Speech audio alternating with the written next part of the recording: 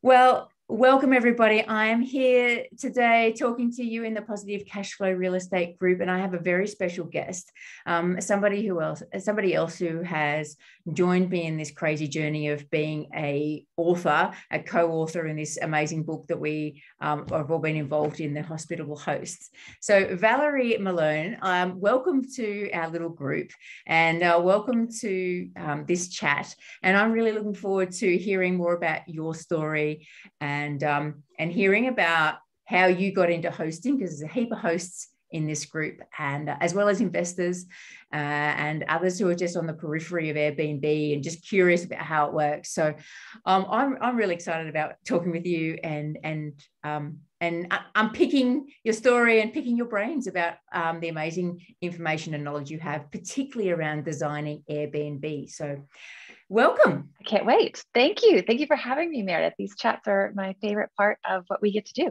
So such a pleasure to be here. Yeah. And we were just talking before we jumped onto the recording about how much we've enjoyed connecting in the community and building this global community of hosts now. We're really thriving and enjoying it. It's such a delightful treat to have these other 40 people like in the same, brain space and wheelhouse, and very like-minded around this industry. So yeah. So I read your story and I loved it because it was like, you're the reluctant host. You were the reluctant Airbnb guest. You had a horrific first experience, and God bless your husband for trying and pursuing. But now you're an enthusiastic host. And I'm like, all right, can you just connect a few dots about how you went from this is not okay to, I'm going to host and I'm actually going to be the host myself. Right. So what snapshot, because we don't want to give anything away. We don't want to give heaps away about the book. Yeah, go get the book to get the detail and read more. But my husband was always kind of, I would call him an early adopter of all things technology driven and cool. And Airbnb was one of those things. So 11 years ago, before, I guess this was going on 11 years ago, before Airbnb was even Airbnb, there were other apps in areas, and we went to stay in Brooklyn.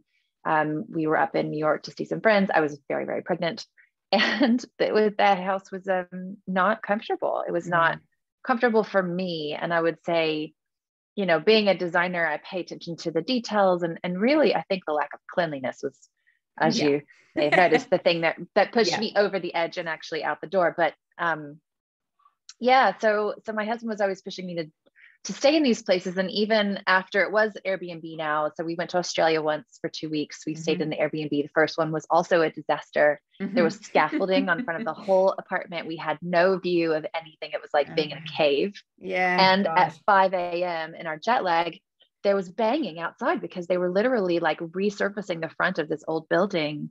And the host had nothing for us, just did not, no refund, no compassion, no sympathy, the opposite of a hospitable host. So my entry into this world wasn't a great one. And then my husband said, why don't we host ourselves? And I was also reluctant because what we were going to host was a portion of our house. It was sectioned off, but it was still part of our house. It was our basement. And I thought, this sounds fun, but also invasive. No, it'll be great. So we tried it. And I think that what bridged the gap for me was that it actually was great, that I was convinced, because the experience shifted once I started being able to host people. I've always been a natural host. I've always loved having people into my home. I'm from the South of America, which historically, or I guess, kind of figuratively, just means you love, big dinners and lots of people and hosting and cooking and entertaining. And I very much have always fit that mold. And so hosting people felt very similar. And it was quickly a way for me to kind of throw myself into something that I could control, that was really nice. And I could put a bow on it, and I could leave the wine and the chocolate, and I could really delight people in ways that was so attainable. I could transform someone's experience. We lived in a college town when we turned this basement into an Airbnb. So who we were hosting was the parents of college students. So we were a 1 mile beautiful walk from the campus, Mm-hmm. and these parents would come and stay with us, and their kids lived in our neighborhood, like around the corner. And so they were almost always gone the whole time they came to see us. They were very rarely like hanging out in our place, but they wanted a nice place to stay. Yeah. That wasn't a hotel they'd had to drive to. They wanted this walkability. And so catering to these wonderful people was what really bridged it. Was just, these people were so nice. Yes. They were yes. so, they bring me flowers. They were so grateful. Yeah. And this was also kind of at the genesis of the whole thing. So it was also a little bit novelty having this, whereas now it's not. This is a decade later. And so, yeah, I think that's what bridged the gap, is just that it restored a little bit of my faith in humanity. And I think what I quickly learned too is that when people are coming into your home and you're hosting them in a part of your house, they're going to treat your property nicer and you nicer, because they know you're there, and they're very respectful of you and your space and your environment. And they're just kind of grateful. So it was holistically a really great experience.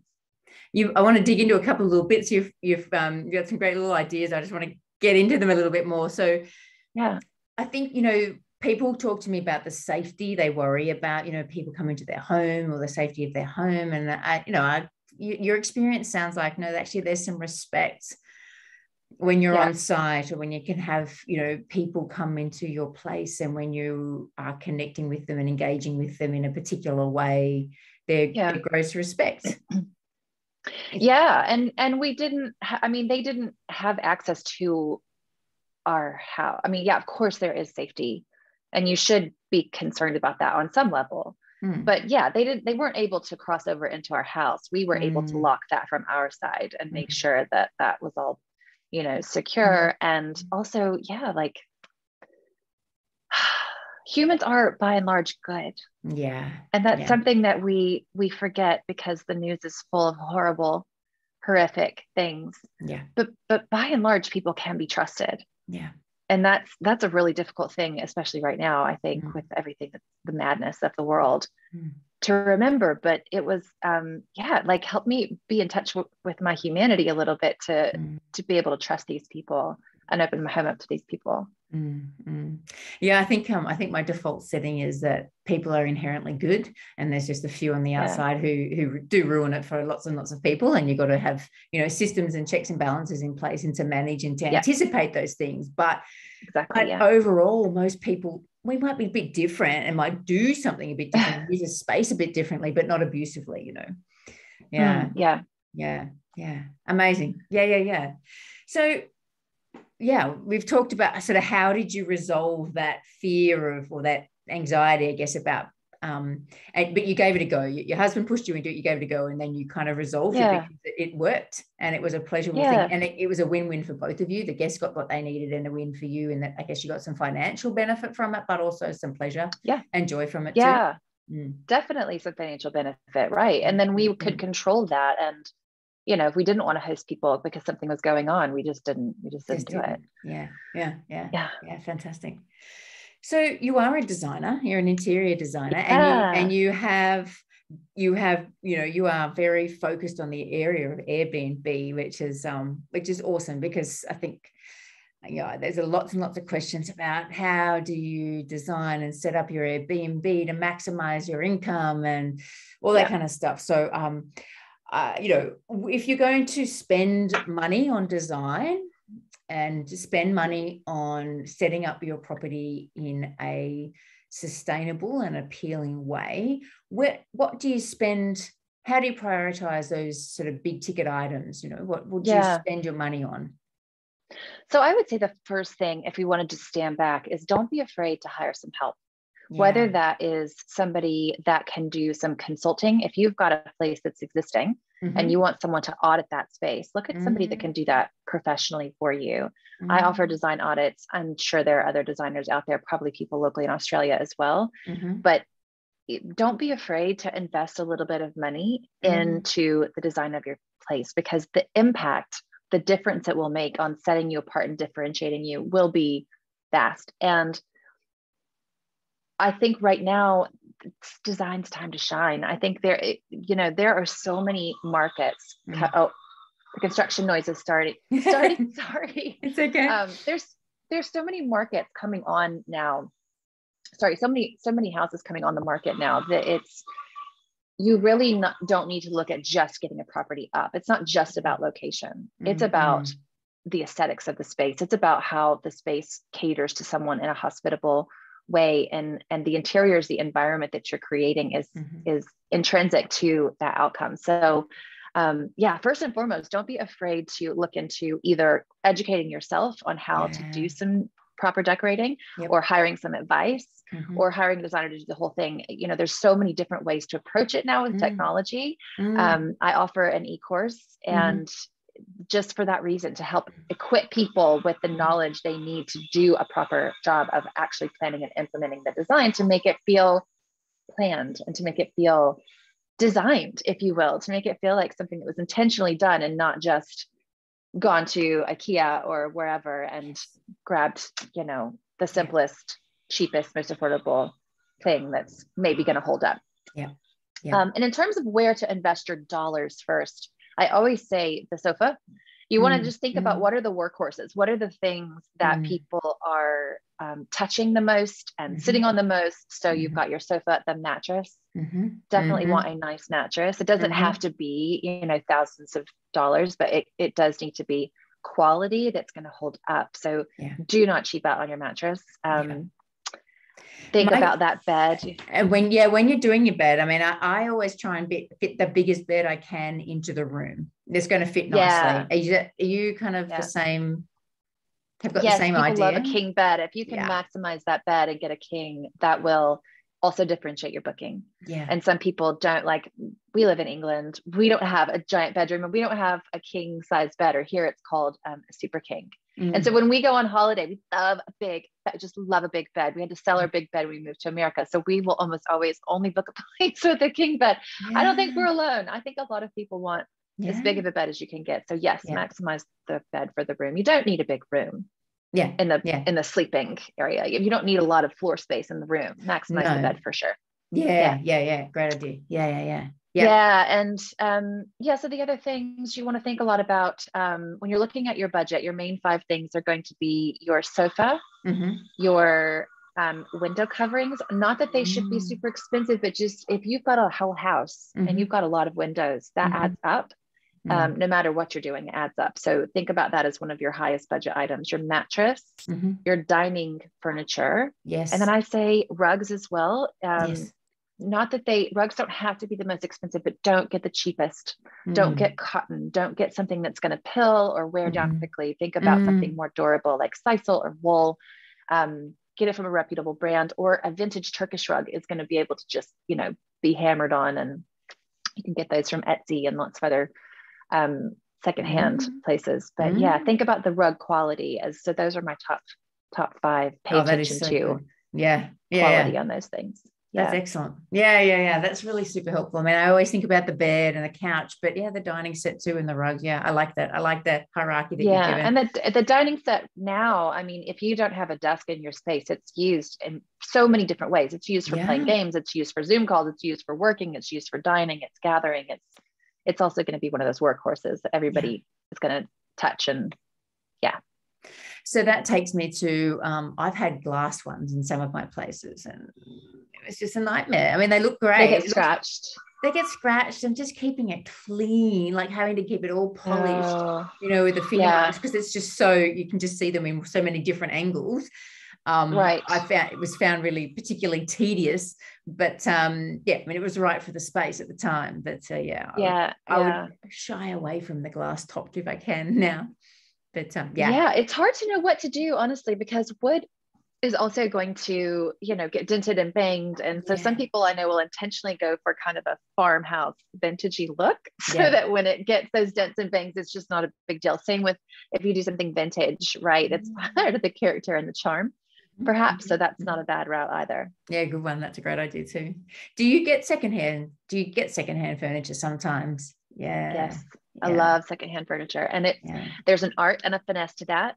You want to be careful that it feels intentional and a part of your design, and not just like, you've put a whole bunch of Facebook Marketplace junk in a room, right? So if you do secondhand, have your plan first, know what you're after, and know that like, okay, I want this dresser to be vintage, or this mirror to be vintage, or something here with character, and I'm going to go out and hunt for that thing. And when you go out and hunt for it, know your dimensions, know what you're looking for, so that you don't just feel like you're wandering around aimlessly without a plan. It'll make that shopping excursion more effective. And then there's a lot that can be found online now too.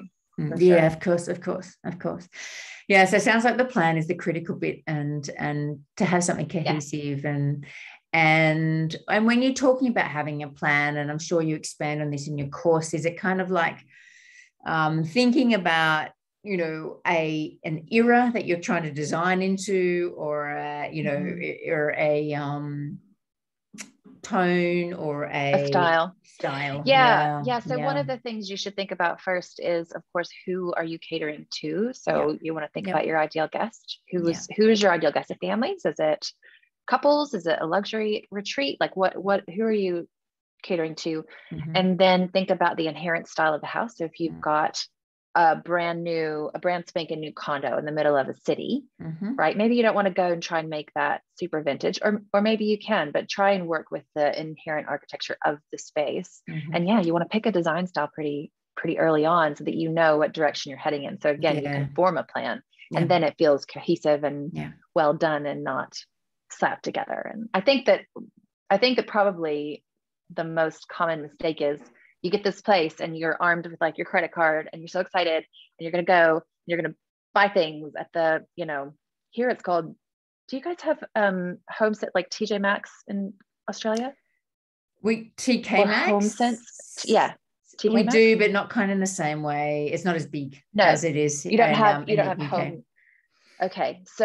So yeah, but I think people are going, I don't know the Australian brands, but they're going and they're just starting to scoop things up, and like, oh, these pillows will work. But then they just have a whole bunch of stuff that doesn't go together, and they feel overwhelmed, and they feel tapped out of their budget. And now what? So before this you all go, sounds really familiar to my starting out journey, I got to say. Yeah. Because you're like, oh, color, I'll do color. Great. Look at these blue pillows. That'll work. And then you scoop something else up, and then you're like, I don't have a color palette. I don't have a plan. I don't have a scheme. I don't have a style.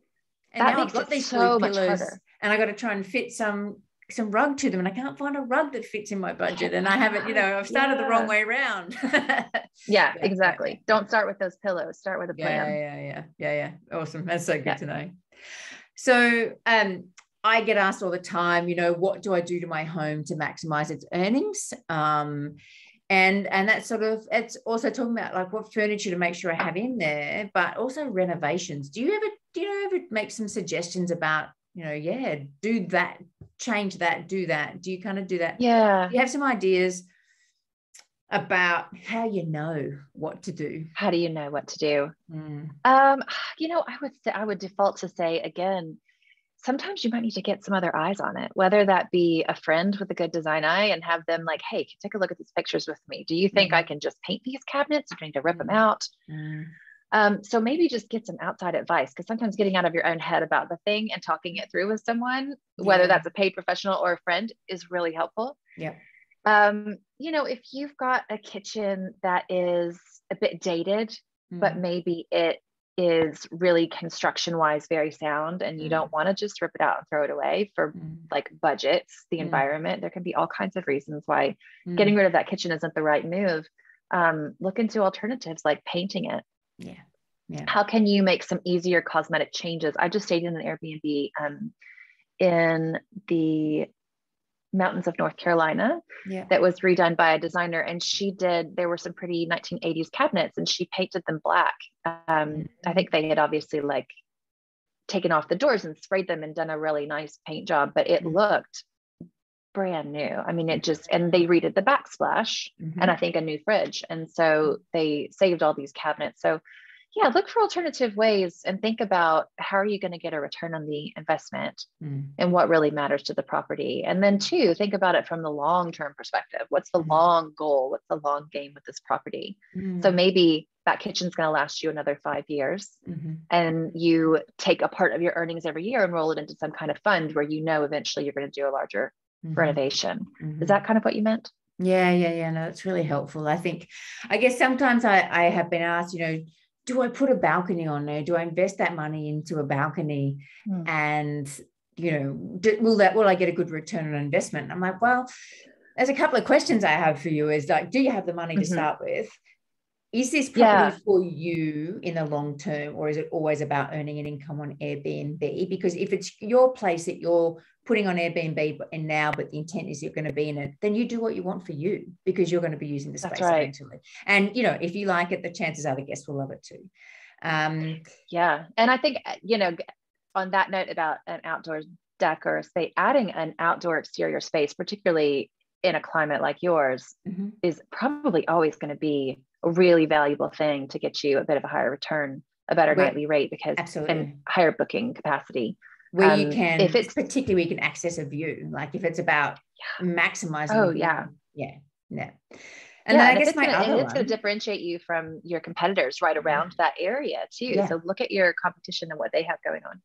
Exactly. And that's what the other thing I say is, you go and have a look at comparables, have a look at what these places with big decks are getting, if you can try and get the bedroom numbers the same, otherwise similar. Go and have a look at what they can offer, have a look at their reviews and what the people are commenting on, and do that, because then you'll get an idea of what works in the area.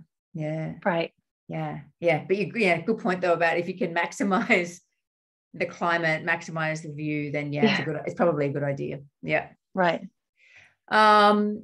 So give me your thoughts on themed properties. What do you think about them? Well, I think, if are we talking about like you're in Orlando, Florida, and you have a Disney World sort of theme? Yes. Or a Harry Potter kind of theme? Yes.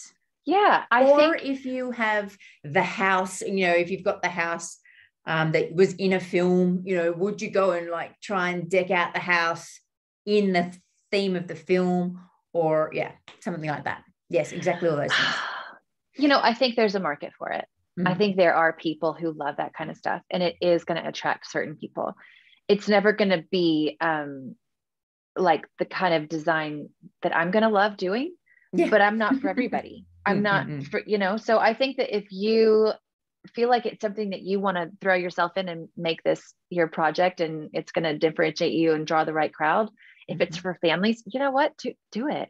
I don't think I'm not here to judge your place. I think that some of them are done really well, and some of them, I just be careful not to go like too cheesy is the only thing I would suggest. Like it's always better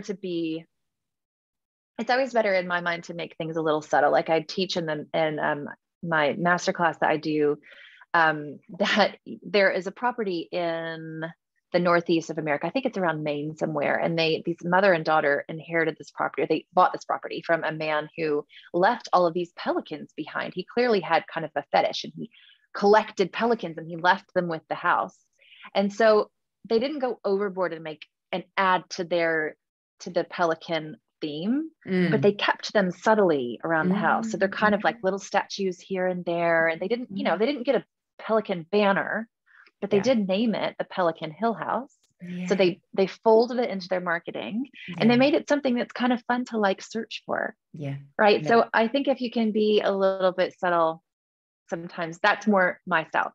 There's a time and a place though to be overtly in your face with the, Mickey Mouse or Donald Duck or Hogwarts, Harry Potter. Like if that's what you want to do and you think your market wants that, by all means, you can do that.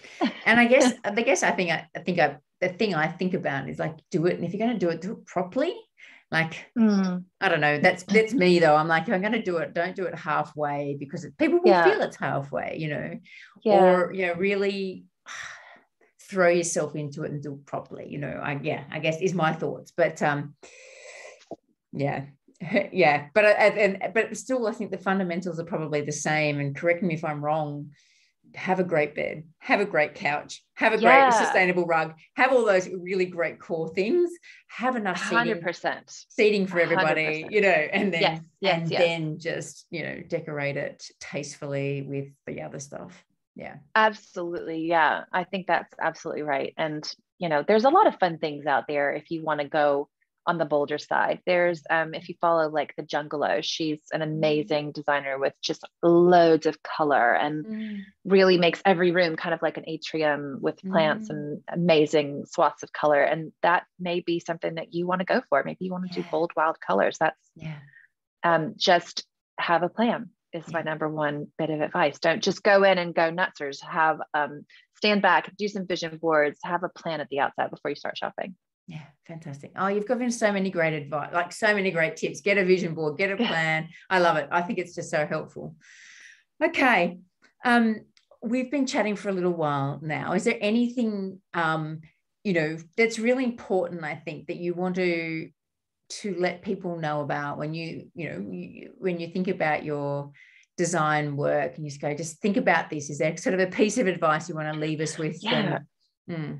Yeah, well, I'll say, we're looking into investing in another rental here now in Cambridge. And, it's not without risk, this business. It's not. And it's a little scary. I think what makes it less scary is having a couple of things on your side. One, knowing that you're going to create an amazing hospitable experience is going to set you apart. So that makes me more confident in what we invest in. And then two, knowing that I'm going to create a marketable design that will create more demand in my market makes me feel more confident as well. So just, I don't know, do your homework, do your research, and then take a leap. It's worth it. Yeah. It's a fun industry, isn't it? Yeah. And I want to come to the Sunshine Coast too. I want to come visit Australia where it's warmer. We would totally love to have you here. If you'd like to come on the 3rd of July, you can come to our launch, because you got to go to the London launch, which I think is awesome. I would love to. Yeah. But yes, if people want to get a hold of Valerie's story, it's in the Hospitable Host. Where else can they find you? So my website is quilldecor.com. Quill, like a quill pen. I have my quill pen. So just quilldecor.com. And there's all kinds of ways to reach out to me there. You can find me on Instagram as well. I'm really good at DMs on Instagram if you're on there. Beautiful. Or Facebook. Yeah, beautiful. I'm at Quill Decor on both of those. Yeah. Awesome. Well, I've got 5 quick questions that I like to ask all my guests at the end. Are you ready? I love this. Yes. Excellent. All right. So Facebook or Instagram? Instagram. Podcast you are listening to right now? We Can Do Hard Things, Glennon Doyle. Yeah. Nice. Love her. Do you? Yeah. I dabble around the edges of Glennon Doyle as well. Yeah. Do you? Yeah. What does self-care look like for you? Sitting on my circle patio in my English garden, doing a 10 minutes to myself, getting still, getting quiet at least once a day. Yeah, very good. Quilts or triple sheeting? So I want to ask you what triple sheeting is. That must be Australian. Maybe it is.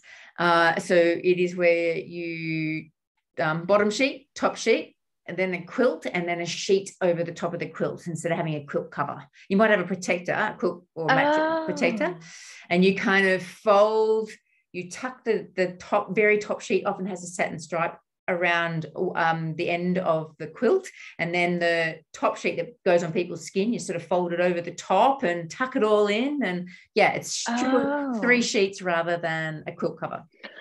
So instead of a duvet, so we call that a duvet. Duvet, that's right. So instead of the duvet cover, you just do 2 flat sheets. Correct. And you do a fitted sheet and a flat sheet surrounding the quilt. This is new to me. Well, I was going to say, I don't know, because I was going to say quilt. I mean, and we do it very different in America than we do in England. Yeah, what's the difference? difference? In England, there's no top sheets anywhere. They don't do a top sheet. It's only... This is so true from my memory. Yeah. It's horrible. I hate it. I'm always hot all the time. There's just a fitted sheet on the bottom and then a large, thick for the middle of winter freaking duvet. And it's the worst. So don't do that. All of this country, I think, is mad. But so I really like a flat sheet. And then I like options. I like to say options for your Airbnb. So I do a fitted sheet, a flat sheet, a thin, like breathable quilt, which I usually leave folded in the closet so that if people don't use it, it doesn't have to be washed. And then some kind of quilt over top on the bed, a bigger quilt with a duvet that's washable. Yeah, right. That's my preferred method. So kind of like the triple sheeting, I guess. Yeah, I guess the triple sheeting is not like the extra blanket though, but yeah, we like but that's optional. That's extra. Exactly, that's like exactly. We have touch. those. Yeah, put those in the cupboard too. And the last one, the celebrity you would like to have dinner with, or celebrity or person of influence. Okay, well, I'm gonna say two. Elizabeth Gilbert, who's an author, and Ryan Reynolds for fun because he's cute. I'd have dinner with him. Yes, exactly. Well, thank you so very much for sharing your time and your wisdom and your knowledge with us. You've left us with so many gems to go and explore and just think about and it was a pleasure. And dig into. So thank you so very, very much. You're so welcome. Thanks for doing this at nighttime, your time now. I hope you can go and relax. My pleasure. Okay, Meredith, connect with you soon.